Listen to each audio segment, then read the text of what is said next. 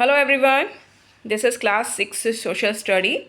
जो हमारी बुक है that is exploring society India and beyond. Okay, तो इसी को हम डिस्कस करेंगे और स्टार्ट करते हैं इसके फर्स्ट चैप्टर से। जो फर्स्ट चैप्टर है that is locating place on the अर्थ, यानी कि अर्थ के ऊपर आप कैसे लोकेट कर सकते हो, कैसे जगह को जान सकते हो, ठीक है, कैसे उसको मार्क कर सकते हो, उस चीज़ के बारे में हम यहाँ पे सारा डिस्कस करेंगे। तो सबसे पहले जो हमारे काफ़ी इंटरेस्टिंग टॉपिक यहाँ पे दिया गया है, a map of an imaginary small city, है ना। आप इमेजिन करिए एक छोटी सी सिटी को, आप भी किसी सिटी में रहते होंगे, उसके अंदर क्या क्या चीज़ें होनी चाहिए उस सिटी के अंदर। ऑफकोर्स पहले घर होंगे, ठीक है। अब अगर घर हैं तो वहाँ पे जो लोग रहते हैं उनकी रिक्वायरमेंट्स भी होंगी, उन्हें रेलवे स्टेशन भी चाहिए, हॉस्पिटल भी चाहिए, स्कूल भी चाहिए, मार्केट भी चाहिए, पार्क भी चाहिए, है ना। तो ये सब चीज़ें उस सिटी के अंदर दिखाई हुई हैं। अपार्ट फ्रॉम दैट आपने छोटी क्लासेस के अंदर डायरेक्शंस को पढ़ा होगा। कौन कौन सी डायरेक्शंस थी हमारी, मेन जो 4 डायरेक्शंस है that is north, south, east and west, है ना। अब अगर यहाँ पे मैं आपसे पूछूँ, ये देखिए यहाँ पे इजीली वे में आपको समझाया भी गया है। ये हमारी कौन सी है, नॉर्थ ऊपर की तरफ, नीचे south, then west and east. तो अब अगर मैं इस मैप के अंदर आपसे पूछूँ कि बताइए कि नॉर्थ के साइड में क्या है, तो आपको दिखाई दे रहा होगा अपार्टमेंट्स है। साउथ की तरफ आएंगे तो क्या है, मार्केट है। वेस्ट की तरफ हॉस्पिटल है, स्कूल है, रेलवे स्टेशन है। और ईस्ट की तरफ क्या है, बैंक है, पार्क है, नगर पंचायत, ये सब आपको दिखाई दे रहा है। आप इजीली लोकेट कर सकते हो कि कौन सी जगह कहाँ पे है डायरेक्शंस के थ्रू, ठीक है। तो ये हमारा पहला टॉपिक था। नेक्स्ट टॉपिक जो हमारा बुक का है वो है a map and it's components. Okay, तो हमारा जो नेक्स्ट टॉपिक था that is a map and it's components, ठीक है। अब मैप क्या है और उसके कंपोनेंट्स क्या हैं। फ्रॉम दिस सिंपल एग्जाम्पल, जो भी आपने पीछे देखा एक स्मॉल सिटी का, उसी एग्जाम्पल को देखते we can understand that a map is a representation of a drawing of a small area, ठीक है। ये बेसिकली एक रिप्रेजेंट करता है एक स्मॉल से एरिया को, ठीक है। एक तरीके की ड्राइंग ही है ये। It may be a small area, ठीक है। अब वो एरिया कोई भी हो सकता है, विलेज, टाउन, कुछ भी, या बिगर एरिया, थोड़ा सा बड़ा, ओके, स्टेट हो सकती है, कोई डिस्ट्रिक्ट हो सकती है, और a very large area like India, ठीक है। आपने इंडिया का मैप ऑफकोर्स देखा होगा, तो उसके अंदर पूरा इंडिया दिखा दिया जाता है। और even the whole world map भी आप लोगों ने देखा होगा। वर्ल्ड के ऊपर भी हम मैप को शो कर लेते हैं कि कैसे हमारा जो ये अर्थ है वो कैसा दिखता है, या क्या कौन सी जगह कहाँ पर है, okay. And Atlas is a book और कलेक्शन ऑफ मैप। ये बेसिकली जो एटलस हम बोल रहे हैं, एटलस क्या होता है, it's a collection of map. इसमें तरह तरह के मैप्स होते हैं, उस बुक को हम एटलस कहते हैं। चलिए अब हम पढ़ते हैं कि ये जो हमारा मैप है वो बेसिकली कितने तरीके का होता है। सबसे पहला कौन सा है, फिजिकल मैप, ठीक है। आपने पढ़ा होगा, मैम ने बोला होगा बेटा फिजिकल, इंडिया का फिजिकल मैप लेके आना। तो वो मैप जो है उसके अंदर एग्जैक्टली क्या दिखाना है, उसके अंदर क्या शो होता है, which mainly show some natural features such as mountain, oceans and river, ठीक है। वो सब चीज़ें दिखाई जाती हैं कि हमारे, जैसे मान लीजिए इंडिया है तो इंडिया के अंदर माउंटेन्स कहाँ पे पड़ रहे हैं, ओशंस कहाँ हैं, रिवर्स कहाँ से कहाँ निकल रही है, उसके बारे में। उसमें आपको एक बहुत अच्छा एग्जाम्पल दिया गया है, फिगर 5.2, ठीक है। ये फिगर आपको पेज नंबर 76 में मिलेगी। I show you. ये देखिए, अब ये इंडिया का मैप है। अब इंडिया के मैप में हिमालय कहाँ पर है, आपको दिखाई दे रहा है ना। हमारे ओशियंस कहाँ हैं, ये सब हमारी रिवर्स जो दाएं बाएं निकल रही है वो पूरा अच्छे से शो किया है। तो ये is a perfect example of physical map, okay. Next, political map. अब ये पॉलिटिकल मैप में क्या शो करते हैं, which show the detail of a country और state boundaries, city etcetera. Basically आपको पॉलिटिकल मैप में ये बताया जाता है कि कौन सी स्टेट की बाउंड्रीज कहाँ पर आ रही हैं, ठीक है, कहाँ से कहाँ स्टार्ट हो रही हैं, ठीक है। कंट्रीज़ अगर आप वर्ल्ड के मैप में देखो तो आपको अलग से दिखाई दे जाएगा, इंडिया कहाँ पे है, ऑस्ट्रेलिया कहाँ है, अमेरिका कहाँ है। आपको एग्जैक्टली पता होगा कि किस देश की बाउंड्री कहाँ जाके ख़त्म हो रही है। इंडिया के मैप में देखोगे तो स्टेट की बाउंड्रीज आपको पता चल जाएंगी। स्टेट की बाउंड्री, अगर स्टेट मैप देखोगे तो आपको डिस्ट्रिक्ट की बाउंड्रीज आपको ईजिली पता लग जाएगी, है ना। नेक्स्ट आपका जो है thematical map, which specify kind of information, ठीक है। ये मैप जो है आपको एक पर्टिकुलर इंफॉर्मेशन के बारे में बताते हैं। अब आप सोचोगे कि ये मतलब एग्जैक्टली क्या, कौन सी इंफॉर्मेशन हमको चाहिए, कैसी इंफॉर्मेशन हमको चाहिए होती है। देखिए डेटा बहुत सारा होता है, जैसे कि इन्होंने पेज नंबर 127 के ऊपर अगर आप देखें तो एक परफेक्ट एग्जाम्पल है थर्मेटिकल मैप का। अब जैसे इसमें देखिए राजमा कहाँ कहाँ होता है, राइस कहाँ कहाँ होता है, ठीक है। अब हमारी पल्सेस कहाँ कहाँ होती है, कौन से स्टेट में होती हैं। यहाँ पे ऊपर हमारा कौन सा स्टेट पड़ रहा है, जम्मू एंड कश्मीर, है ना। तो आपको पता चल जाएगा कि जम्मू एंड कश्मीर में कौन सी एग्जैक्टली फसल ज़्यादा होती है। हमारा नॉर्थ ईस्ट एरिया है, ये यहाँ पे राइस हो रहा है ना। तो ये एग्जैक्टली एक पर्टिकुलर इन्फॉर्मेशन है, यानी कि हमारी कौन सी क्रॉप्स कहाँ पे होती हैं, इंडिया में कौन से हिस्से में होती हैं, वो इन्फॉर्मेशन हमको मिल रही है, एक पर्टिकुलर इन्फॉर्मेशन हमको दी जा रही है। तो इसीलिए उसके लिए हम क्या यूज़ करते हैं, thematical map. Got it. Okay, so our next topic is directions. Directions आपने छोटे क्लासेस में भी पढ़ी थी, हमने अभी पीछे भी पढ़ा है। हमारी मेन जो डायरेक्शंस होती है कौन कौन सी होती है, north, south, east and west, यही होती है ना। तो सबसे टॉप पे कौन सी डायरेक्शन होती है, सबसे टॉप पे होती है नॉर्थ, देन ईस्ट, क्लॉकवाइज अगर हम चलें, क्लॉक ऐसी चलती है ना, तो north, then east, south and then west, ठीक है। जो हमारी मेन डायरेक्शंस होती हैं इनको हम क्या बोलते हैं, या तो हम कॉर्डिनल डायरेक्शंस बोल देते हैं या फिर कॉर्डिनल पॉइंट्स भी हम इनको कह देते हैं। लेकिन अब जब हम यहाँ से स्टार्ट करते हैं, नॉर्थ से स्टार्ट करते हैं, तो नॉर्थ और ईस्ट दो आ रही है, तो इनके बीच में एक और डायरेक्शन आती है जिसको हम कंबाइन कर देते हैं, हम बोलते हैं नॉर्थ ईस्ट, ठीक है। यहाँ पे ईस्ट और साउथ के बीच में आ रही है तो हम बोलते हैं साउथ ईस्ट, साउथ और वेस्ट के बीच में आ रही है तो हम बोलते हैं साउथ वेस्ट, और वेस्ट और नॉर्थ के बीच में आ रही है तो हम क्या कहते हैं, नॉर्थ वेस्ट, ठीक है। तो ये हमारी चार मेन डायरेक्शंस हैं और उसके अलावा 4 सब डायरेक्शंस है। टोटल हमारी जो है वो 8 डायरेक्शंस हो जाती हैं, ठीक है। ये हमेशा आप याद रखिएगा। तो अगर आप इसको याद रखते हैं तो आप इजीली डायरेक्शंस का पता लगा सकते हैं, ठीक है। इनको शॉर्ट फॉर्म में भी बोल देते हैं, जैसे हम इसमें नॉर्थ ईस्ट है तो हम नॉर्थ ईस्ट ना करके NE बोल देते हैं, ठीक है। वो समझ जाएंगे हम लोग कि हमने शॉर्ट फॉर्म कर दिया नॉर्थ ईस्ट का। ओके, क्लियर है। Okay, so our next topic is symbols, ठीक है। सिम्बल्स के ऊपर अब हम आ गए, एंड व्हाट इज सिम्बल, अब उसके बारे में हम पढ़ेंगे। Symbol are the another important components of map, ये एक और इम्पॉर्टेंट कंपोनेंट है मैप का। Our map has a small drawing of an actual building and a few other elements, but there would not be enough space on the map of a large city और a country to draw them all. देखो, ये एक understood सी बात है कि आप एक map exactly है क्या, एक छोटा सा पीस ऑफ पेपर ही तो है, उसके ऊपर आप एक सिटी के अंदर ये सब बिल्डिंग्स आप कैसे दिखा सकते हो, पॉसिबल नहीं है, मुश्किल हो जाएगा। तो उसके लिए हम लोग किसका यूज़ करते हैं, सिम्बल्स का यूज़ करते हैं, ठीक है। अभी मैं आपको एक छोटी सी चीज़ और बताती हूँ कि आप ये सोचोगे कि हम एग्जैक्टली मैप के ऊपर इतनी सारी चीज़ें कैसे शो कर लेते हैं, है ना। तो इसमें बेसिकली हम जैसे मान लीजिए इस पेज पे जो लिखा गया है कि मैप स्केल यहाँ पे बहुत अच्छा रोल प्ले करता है। तो जैसे मान लीजिए कोई 50 मीटर की कोई जगह है या कोई स्पेस है, उसको हम कैसे शो करते हैं, 1 सेंटीमीटर पे शो कर देते हैं, ठीक है। मैप में 1 सेंटीमीटर का मतलब कितना है, 5 मीटर, क्लियर। तो इस तरीके से हम लोग जो है ज़्यादा जगहों को मैप के ऊपर शो कर पाते हैं, और उसमें भी एक इंपॉर्टेंट रोल कौन प्ले करता है, सिम्बल्स। अब ये सिम्बल्स क्या हैं, अगर आप पेज टर्न करें, पेज नंबर 12 के ऊपर आपको सिम्बल्स बहुत अच्छे से एक्सप्लेन करे गए हैं। ये देखिए, अगर रेलवे है या रेलवे स्टेशंस हैं तो उसके लिए क्या सिम्बल्स दिए गए हैं, ओके। रोड्स के लिए दे रखे हैं सिम्बल्स, ठीक है। इंटरनेशनल बाउंड्रीज़ और डिस्ट्रिक्ट, स्टेट, इन सब के लिए दे रखे हैं, रिवर, वेल, ठीक है। ये सब बता रखा है कि सिम्बल्स के थ्रू के आप कैसे पता लगा सकते हैं कि यहाँ पे ब्रिज है तो वहाँ पे शो किया गया है ब्रिज का सिंबल, ठीक है। टेम्पल है, चर्च है, वो सब भी बताया गया है। पोस्ट ऑफिस है, पुलिस स्टेशन है, वो सब भी आप लोगों को सिम्बल्स के थ्रू बताए गए हैं। उसके अलावा आपका ग्रेवयार्ड है तो वो भी बताया गया है। ट्रीज़ हैं, ग्रासलैंड है, जो भी है वो सब आपको सिम्बल्स के थ्रू बता दिया गया है। तो ये आपके लिए बहुत ईजी हो जाता है मैप के ऊपर चीज़ों को, जगहों को लोकेट करना, ठीक है। ये मैप बहुत इंपॉर्टेंट रोल प्ले करते हैं। Move on the next topic, that is the mapping the earth. देखो, मैपिंग द अर्थ जो यहाँ पे आती है, यहाँ पे बेसिकली 2 मेन चीज़ें आती हैं, एक तो मैप और दूसरा ग्लोब, ठीक है।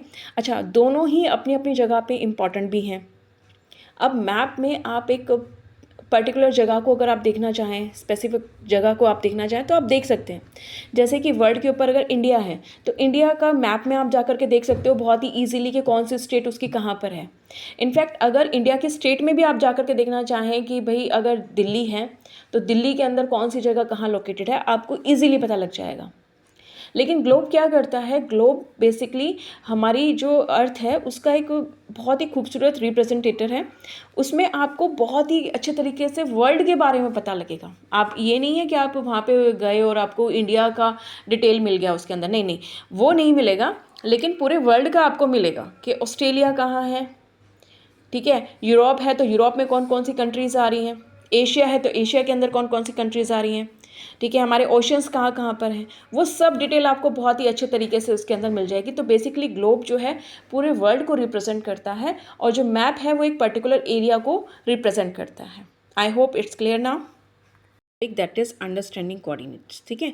अब यहाँ पे बहुत ही इंटरेस्टिंग दो टॉपिक्स एग्जांपल्स दिए गए हैं, वो अगर हम वन बाय वन लें तो आपको बहुत अच्छे तरीके से समझ में आ जाएगा कि हम किस तरीके से कोऑर्डिनेट्स कर सकते हैं, कोऑर्डिनेट करते हैं हम लोग, ठीक है।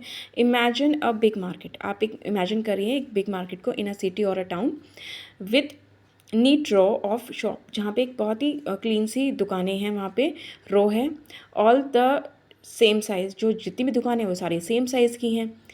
You want to meet a friend, आप अपने फ्रेंड से मिलना चाहते हैं, एट अ कहाँ पे, स्टेशनरी शॉप पे, इनसाइड द मार्केट, मार्केट के अंदर जो शॉप है स्टेशनरी शॉप, आपको वहाँ पे उससे मिलना है। But your friend does not know where the shop is, लेकिन आपके दोस्त को तो पता ही नहीं है कि वो शॉप एग्जैक्टली है कहाँ, ठीक है। तो अब आप उसको कैसे समझाएंगे, so you would give the directions, अब आप उसको डायरेक्शन देना शुरू करेंगे, like meet me at 6 PM, कि भाई मेरे से कितने बजे मिलना, 6 PM पे मिलना।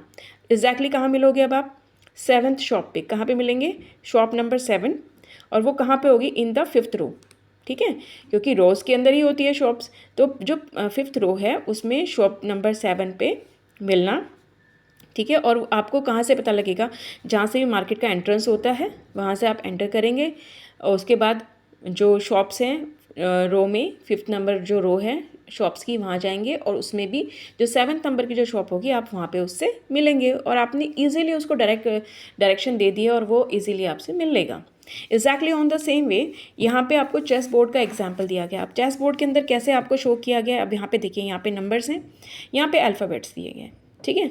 अब यहाँ पे देखिए जो पहला मूव किया गया है यहाँ से किया गया है, ठीक है, तो यानी कि 2 से D2 से उसने कहाँ पे मूव किया, D4 पे, ठीक है। तो आप इजीली रिकॉर्ड कर सकते हो कि पहला मूव कैसे किया, कहाँ पे किया और कितना किया, तो आप इजीली रिकॉर्डिंग रख सकते हो अपने जितने भी आपने मूव्स किए हैं। आपने देखा भी होगा जो चेस प्लेयर खेलते हैं वो कई बार रिकॉर्डिंग करते हैं, वो लिखते हैं अपनी कॉपी के अंदर, तो वो यही सब मूव्स लिख रहे होते हैं कि उन्होंने एग्जैक्टली कौन सा मूव चला है, तो उनके दिमाग में एक क्लियर पिक्चर होती है कि उसने कहाँ से कौन सा स्टार्ट किया था, क्या वो आगे की स्ट्रेटजी वो इजीली प्लान कर सकते हैं इसके through.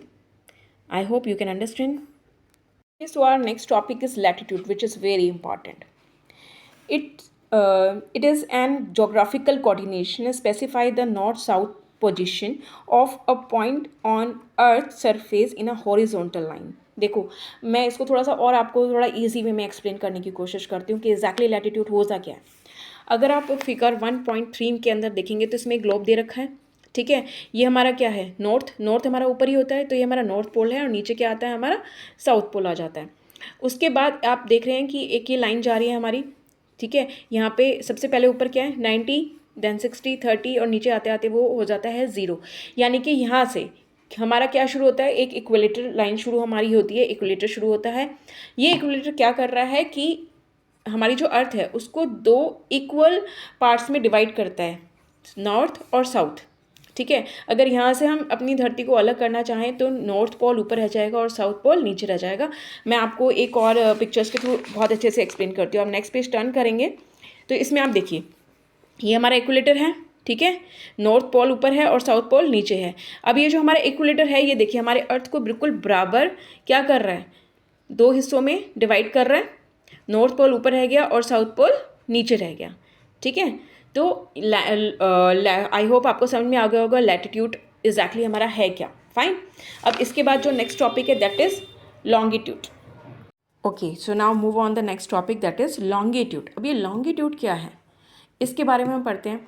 Longitude is a graphic coordination specify the east west position of a point on earth surface in a vertical line, ठीक है। अभी देखिए, अभी हमने लैटिट्यूड पढ़ा था, वो किसको डिवाइड कर रहा था, लैटिट्यूड हम किससे मेजर कर रहे थे, नॉर्थ और साउथ, और इक्वल पार्ट में हॉरिजॉन्टल वे में इक्वेटर से वो क्या हो रहा था, अलग दो हिस्सों में डिवाइड हो रहा था, साउथ अलग जा रहा था, नॉर्थ अलग जा रहा था। लेकिन अब लॉन्गिट्यूड में क्या है, लॉन्गिट्यूड में बेसिकली हम किसको डिवाइड कर रहे हैं, ये प्राइम मेरिडियन लाइन है, ये जो हमारी जा रही है, ठीक है, ये ईस्ट को और वेस्ट को दो बराबर हिस्सों में बांट रही है, ठीक है। अब यहाँ पे हम प्री मेरिडियन लाइन के बारे में भी पहले पढ़ लेते हैं तो आपको समझ में आ जाएगा, ठीक है। तो प्री मेरिडियन लाइन जो है नेक्स्ट पेज पे अगर आप मूव ऑन करें तो इसमें इस पैराग्राफ में बहुत अच्छे से एक्सप्लेन किया गया है, ठीक है। अब आप इसको ध्यान से देखिएगा। To measure a longitude we need a define a reference point called a meridian line. Prime meridian line basically वो क्या कह रहे हैं कि जब हमें लॉन्गिट्यूड को अगर मेजर करना है तो कहाँ से करेंगे, प्री मेरिडियन लाइन से करेंगे। It is also called a Greenwich meridian. अब इसे ग्रीनविच क्यों बोला जाता है, because in the year 1884 some nation decided that the meridian passing through a Greenwich, an area of a London in England, would become the international standard for the prime meridian. It is also marked as a zero longitude, ठीक है। तो basically वो कह रहे हैं कि अब अगर हमें वेस्ट और ईस्ट को अगर इक्वल पार्ट्स में हमें डिवाइड करना है तो कहाँ से करेंगे। ये देखिए, अब हमने पिक्चर में हमने पूरा पढ़ा था पहले, लैटिट्यूड में क्या हो रहा था कि हमारी जो इक्वेटर है वो डिवाइड कर रही थी नॉर्थ को और साउथ को, लेकिन अगर वेस्ट को और ईस्ट को करना है तो हम कैसे करेंगे, वो मेरिडियन प्री मेरिडियन लाइन्स के थ्रू करेंगे, या उसको हम ग्रीनविच लाइन भी बोल देते हैं, ठीक है। तो अब यहाँ पे क्या हो रहा है, ग्रीनविच बेसिकली एक जगह है, कहाँ पर है वो जगह, वो लंदन में है, इंग्लैंड में। तो सभी नेशंस ने, कुछ नेशंस वहाँ पे बैठे, उन लोगों ने 1884 में डिसाइड किया कि भाई एक पॉइंट तो होना चाहिए, कैसे आप मेजर करोगे, तो उन्होंने ग्रीनविच से जो प्री मेरिडियन लाइन जो है वो डिसाइड की, ओके। और ये लाइन जो है बेसिकली डिवाइड करती है किसको, हमारे अर्थ को, कितने पार्ट्स में, दो पार्ट्स में, वेस्ट में और ईस्ट में। I hope it's clear now. चलिए अब हम नेक्स्ट टॉपिक के ऊपर मूव करते हैं, that is understanding time zone. अब ये टाइम जोन को हम थोड़ा सा एक्सप्लेन करते हैं और मैं कोशिश करूँगी थोड़ा सा इसको आपको ईजी बना के समझाऊँ। देखिए, सबसे पहली बात, एक दिन के अंदर कितने घंटे होते हैं, 24, है ना, 24 आवर्स होते हैं। अब 24 आवर्स में हमारी जो अर्थ है वो कैसे रोटेट करती है, 360 रोटेट करती है, ठीक है ना। कैसे, वेस्ट से ईस्ट की तरफ वो रोटेट करती है, फाइन। जब वो पूरा एक चक्कर पूरा कर लेती है 360 का, तो कितने घंटे में करती है वो, 24 आवर्स में, फाइन। अब इसी को मैं थोड़ा सा और अच्छे तरीके से इसको एक्सप्लेन करने की कोशिश करती हूँ। आई होप कि आपको टाइम जोन थोड़ा सा अच्छे तरीके से समझ में आ जाए। देखिए, 24 घंटे में वो कितना डिग्री घूमती है, 360, ठीक है ना। तो फिर एक घंटे में कितना घूमेगी, 360 को 24 से अगर हम कैलकुलेट करेंगे तो हमारा कितना आ जाता है, 15 डिग्री, है ना, 15 डिग्री। अब यानी कि एक घंटे में वो कितना घूम रही है, 15 डिग्री घूमी है। 24 घंटे में 360 घूम रही थी, 1 आवर में 15 डिग्री घूमी है। अब एक घंटे में कितने मिनट होते हैं, 60 मिनट्स, ठीक है। तो अब हम अगर इसको कैलकुलेट करें तो यानी कि 1 डिग्री वो कितने मिनट में घूम रही है, 4 मिनट्स के अंदर, ठीक है। 4 मिनट में वो 1 डिग्री घूमती है। तो इसीलिए मैंने आपसे बोला था कि अर्थ जो रोटेट करती है वो वेस्ट से ईस्ट की तरफ करती है। हमारा सनराइज़ कहाँ होता है, ईस्ट से वेस्ट की तरफ होता है। अब अगर आप ट्रैवल करते हो, अगर समझ लीजिए कि अगर आप ईस्ट की तरफ ट्रैवल कर रहे हैं तो टाइम क्या होगा, प्लस होता जाएगा, ठीक है। और वेस्ट की तरफ आप जा रहे हैं तो क्या होगा, माइनस होता चला जाएगा, क्लियर। तो ये हमारा टाइम जोन है। अब इसके अलावा अगर मैं बात करूं, अब आपने IST या GMT सुना होगा, ये क्या है, ये चीज़ क्या है। तो अब चलिए इसको पढ़ते हैं। अब जो हमारा, मैंने अभी आपको ऊपर एक्सप्लेन किया है कि हमारा किस तरीके से जो ये टाइम है हम कैलकुलेट करते हैं, किस तरीके से हम निकालते हैं, तो वही उसी मेथड से हम लोग निकालने की कोशिश करते हैं, पर हर कंट्री नहीं निकालती है, ठीक है। The same method can be use to calculate the local time of any place on the earth, but it would not be consider for a country to use mean local time. That is why most countries adopt a standard time based on a meridian passing through them. Indian standard time, अब उसको हम ISD भी बोलते हैं। अब मैंने बोला ना कि जब आप ट्रैवल करना शुरू करोगे तो अगर ईस्ट की तरफ आप जा रहे हो तो टाइम बढ़ता चला जाएगा।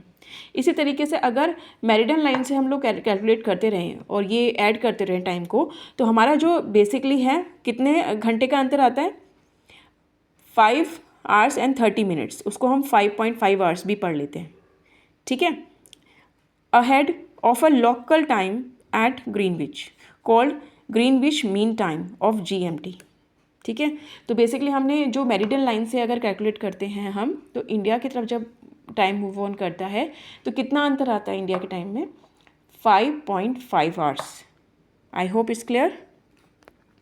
Okay, now we are going to move the last topic of this chapter, that is international date line. अच्छा देखिए, अब हमारी जब अर्थ रोटेट करती है तो सनलाइट जिस हिस्से में पड़ती है वहाँ पे डे होता है, जहाँ पे नहीं पड़ रही है वहाँ पे नाइट होती है. सिंपल है ना. तो आप इस फिगर के थ्रू थोड़ा सा आप समझ सकते हैं और मैं इसको एक्सप्लेन करने की कोशिश करती हूँ. ठीक है, इस लाइन में बहुत अच्छे से एक्सप्लेन किया गया है. As you can see on the map, the +12 and the -12 time zones touch each other at this line.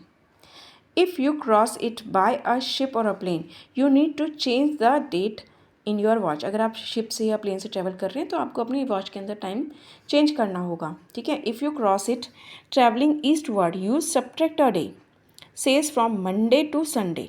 अगर ईस्ट की तरफ जा रहे हैं तो क्या होगा? एक डे सब्ट्रैक्ट हो जाएगा, मंडे से संडे हो जाएगा. If you cross it travelling westward, you add a day from Sunday to Monday. और वेस्ट की तरफ जाएंगे तो क्या होगा? एक दिन प्लस हो जाएगा. ठीक है. आई होप ये आप लोगों को समझ में आ गया होगा पूरा चैप्टर. और if you have any doubt, any problem, just do let me know in comments. Thank you. Have a nice day.